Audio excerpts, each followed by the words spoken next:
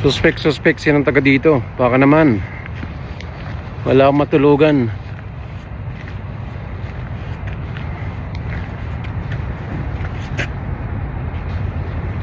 So yun nga mga kalahi, kakawi lang natin ng trabaho, no? So namili muna tayo ng baon natin. So syempre hindi tayo taga rito, kaya walking ano lang tayo, walking edition, no? So nandito ngayon tayo sa Dawson Creek, no? Dito kami na-assign sa site na naman, no? Oil field site,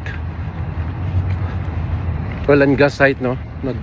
Insulate na naman kami at papatching. So ayan,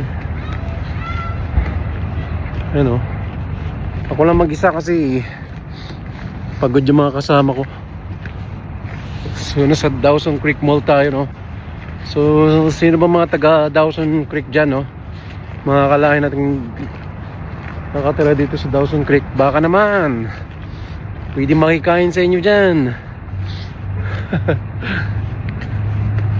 Kung may mga kilala ba tayo dito sa Dawson Creek, comment down below naman, no? At baka pwedeng magpahatid dyan sa Travel Lodge. 1 minute to drive lang naman, eh. Pero 5 minutes to walk. So hindi naman masyadong malamig ang panahon, kaya naglakad-lakad na lang ako para ma-exercise na rin, no? Hindi pa kasi tayo pagod sa trabaho, eh. So yan, no? Dawson Creek. So bali 5 days lang dapat kami ngayon dito, kaso na-extend kami ng hanggang Tuesday, no?